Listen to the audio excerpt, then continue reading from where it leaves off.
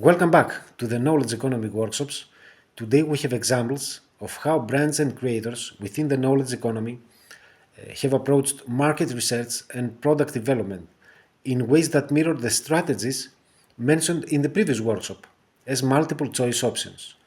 What is the best approach when you know what consumers want but don't know what kind of content format they prefer? Udacity, a prominent e-learning platform, was initially a leader in offering tech-related nanodegrees.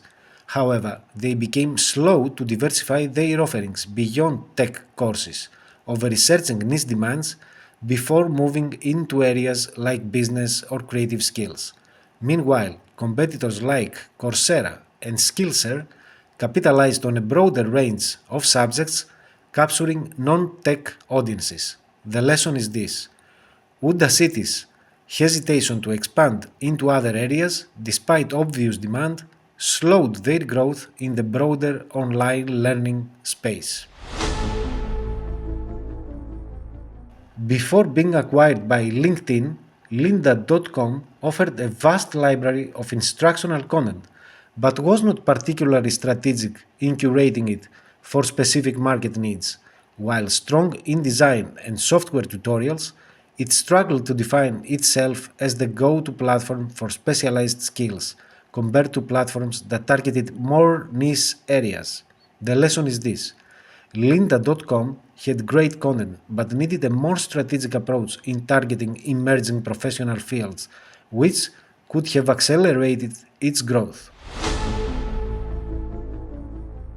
Google Glass was a cutting-edge wearable tech product with enormous potential, particularly in fields like education, healthcare, and content creation. However, despite its early excitement and technological innovation, Google Glass faced delays, privacy concerns, and extensive internal debate. It was released in limited beta in 2013 but never fully materialized as a consumer-ready product. Google's hesitancy to address public concerns about privacy, usability, and design led to the product being pulled from the consumer market without being fully tested. The lesson is this: instead of launching a streamlined, improved version and gathering customer feedback to pivot, Google focused extensively on refining the concept behind closed doors without engaging consumers in the process. This is an example of a company with great potential in the knowledge economy stalling due to overthinking instead of moving forward with iterative testing and market feedback. MasterClass.com did not wait for perfect market conditions or the complete refinement of its product. It launched with a few high-profile instructors and rapidly iterated based on audience engagement and feedback. They expanded their offerings to various fields: cooking, writing, filmmaking, and adjusted their format to create a distinct educational experience with celebrity experts.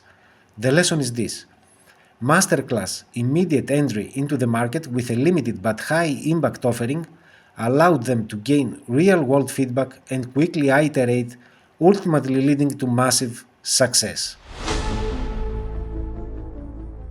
The previous examples highlight how creators in the knowledge economy faced challenges where timely and strategic action is crucial to thriving in a rapidly changing market. Want to know more about the lucrative knowledge economy?